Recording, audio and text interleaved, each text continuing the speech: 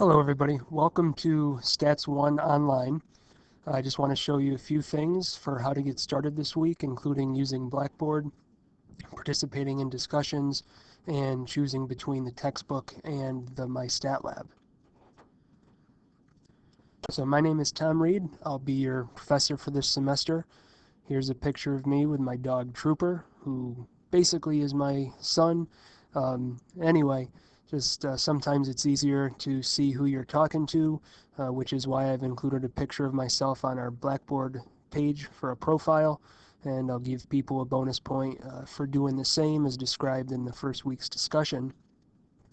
Stats is one of my favorite courses to teach because although a lot of students have some reservations and possibly some difficulties, it's one of the most applicable math courses to everyday problems. So hopefully by the end of the course, you'll have a little bit of insights as to how statistics might help you in potential careers or in just kind of understanding data and reports a little bit better. So the primary platform for the course is going to be Blackboard. Blackboard is where you can find the course policy or the syllabus and a lot of the documents, including the assignment sheet, weekly content folders with notes, links to YouTube videos, and things like that. It's where you'll participate in discussions, where you'll complete and turn in worksheets, projects, and tests. The only thing I'd ask you not to do on Blackboard is, because I check my regular email address much more frequently than Blackboard, please don't use the Blackboard messages unless it's something that you don't mind waiting a few days to get a reply. If you email me instead at my email address, readtj@sunybroome.edu, I check that several times a day and at least once or twice over the weekend, so I can usually get back to you real quick. Let me show you a little bit about how Blackboard looks, and although you can get to our Blackboard page through the My College website, there's another way. If you simply enter broome.open.suny.edu, it should take you into Blackboard just in case there's some problems with the college's website or something like that. And you'll sign in with your BCC username and password.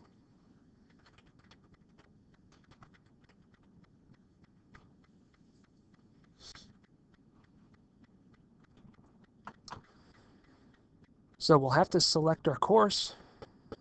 So let me scroll down.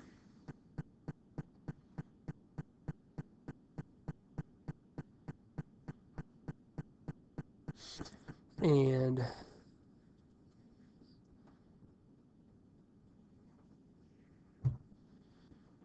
the course opening should take you right to the home page. This is where we might see announcements. Right now there are none because we haven't started. Announcements should automatically also go to your BCC College email. But anyway, we've got a panel to the left where you're going to access a whole bunch of different documents. All right, so if right now we just go into the course info and docs, we got quite a few documents in here. A link to the syllabus, or what we call at BCC the course policy. So usually it gives you this message, download will start shortly. If not, click here. But usually it pops up to the bottom left, a little button to click on.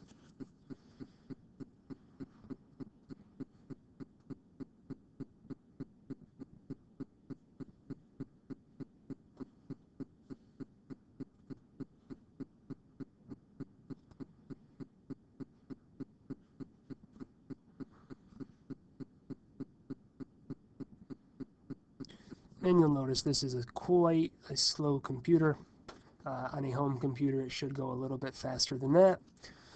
My contact information is up in the upper right corner. Gives you the phone number to my office. And again, my email address. My office hours are listed. You can call my office anytime. It's just if it's not during one of the office hours, it's likely I'm in a class or in a committee meeting or something like that. But feel free to call me and feel free to email me whenever you have questions. I'm not going to go through this now. I'll ask you to read through the course policy, pay attention to the textbook information. I'll talk about that in a minute. But read through all of the policies, especially the grading, the assignments, and different policies like that. Typically, I try to give you as much time as possible to get the assignments done. Things like tests will have to be done in a time-restricted scenario where you open it and maybe have an hour, 10 minutes to submit it. Other assignments might be done where you have the whole week to do it, but if it's not handed in by a deadline, you'll either get point deductions or not be able to turn it in. So please read this over, and then if you have questions about it, you can certainly email or call me.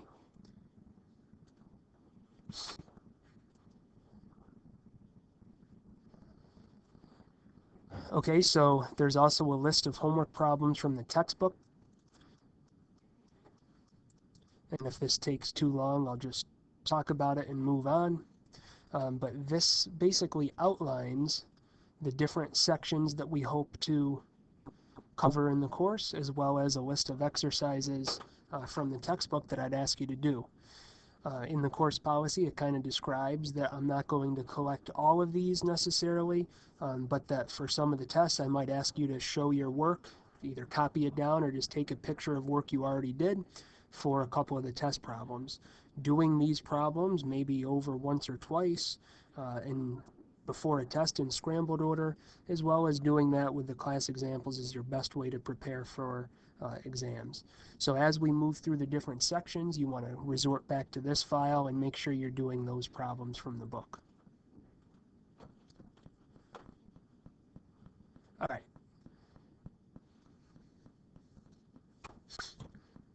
We got to talk about whether you want to register for MyStatLab or whether you want to use a hard copy of the textbook. My recommendation is to consider getting the hard copy of the textbook, because you should be able to rent this or even buy a used one online from Amazon or something like that for, I would guess, $50 or less.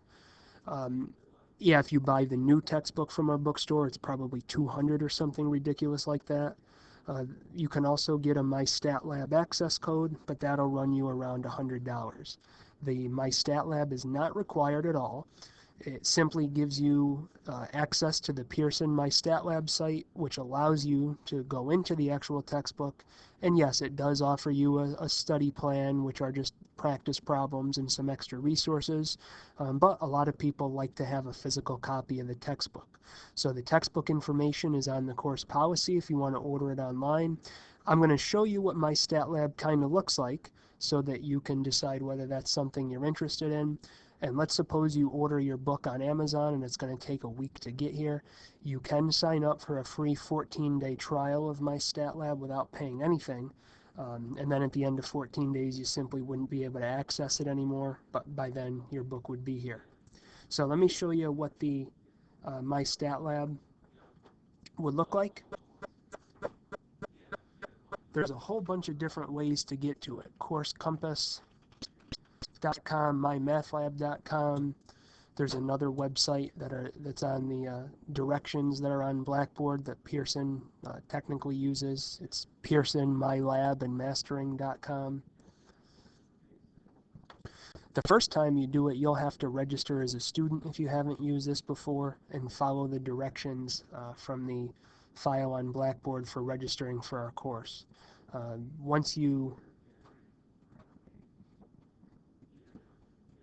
signed up for MyStatLab and registered for our course, then you'll be able to simply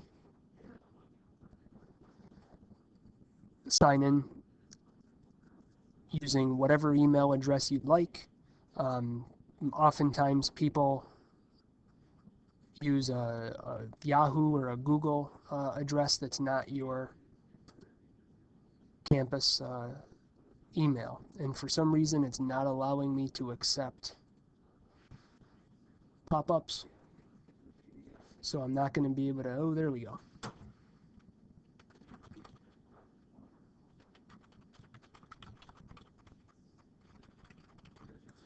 So like I said, if you sign up for the MyStatLab, you can use whatever email address you'd like, pick a password, follow the directions from Blackboard to enroll in the course. And then for me, I've got a whole bunch of courses listed here.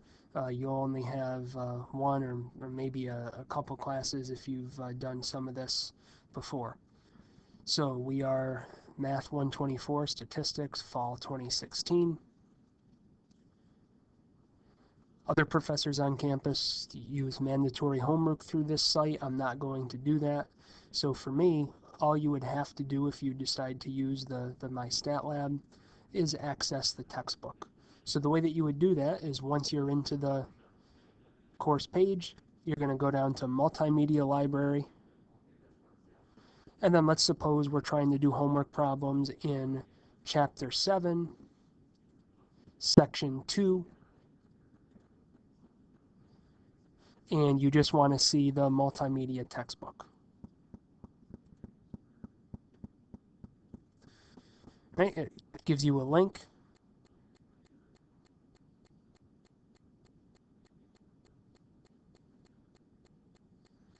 Again, slow computer. A home computer, it would be a little bit faster than this.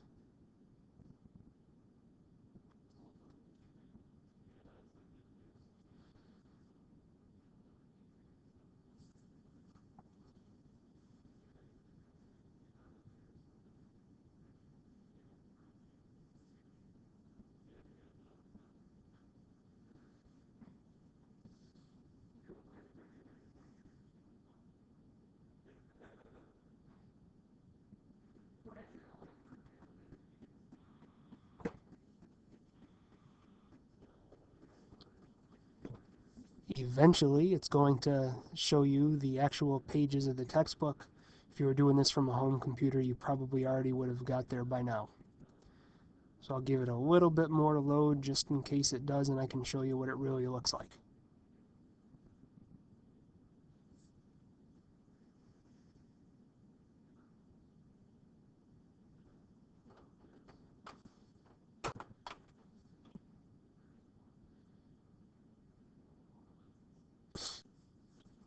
Okay, so this is exactly what 7.2 looks like in the textbook. It displays one page at a time, so you could print, I guess, one page at a time and go through it. Up here, the little arrow to get to the next page. So you could read through this section just like somebody that had the actual textbook could.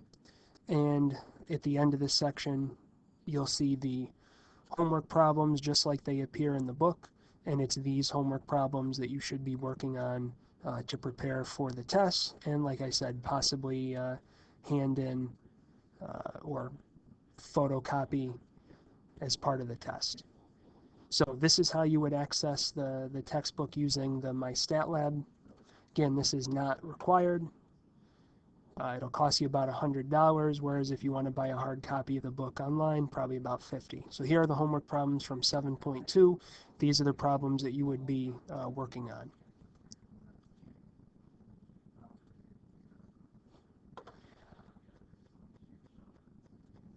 Okay, last Minitab. We don't yet have our site license for Minitab discs for students to use, but as soon as we do, I'm going to put that on our Blackboard page so that you can download Minitab onto your home computer. Minitab is kind of, I think it's a little bit easier than Excel to get used to using. Some businesses use Minitab for their statistical applications. If you're using a Mac, the Minitab link will not be compatible, so you will have to use our application portal, which you can get to that using Internet Explorer or Safari web browser at the website apps.sunybroome.edu. I have a extra set of directions on the Blackboard page that gives you more directions on how to access and use that site. So let me go back to Blackboard.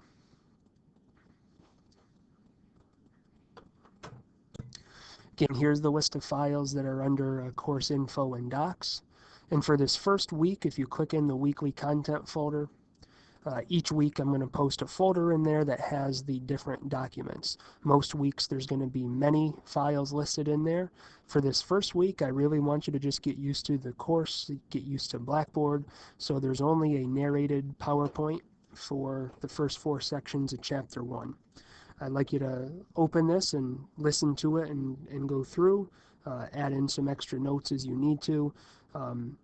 But for the first week, I'm going to ask you to get used to using Blackboard, view this assignment, narrated PowerPoint, and then each week there's going to be a discussion. So this week, if we click into discussions, we see this week 1 discussion, introductions, 5 points. Each one of these will be graded. Some of them just for participation. Others, I'll pose questions that you got to answer correctly to get the points. But I'll try to always also include the due dates. So initial post is due Friday, September 2nd. Replies due by the end of Sunday, September 4th. All right, so all I want you to do is please introduce yourself. Here are the directions. Give me an introduction with your name or what you'd like to be called, where you live, why you're taking the class, what you hope to get out of it, and then a brief biography. Once you make your initial post, you'll be able to see the posts your classmates have made. I'd like you to please read over them and reply to at least a few of them to say hello and introduce yourself. Again, note it's nice to have a picture so we kind of know who we're talking to. Any student who posts a Blackboard profile image by the end of the week will earn a bonus point for this assignment. Let me just go back to the course info and docs. So that's it for week 1. See if you can get used to Blackboard a little bit.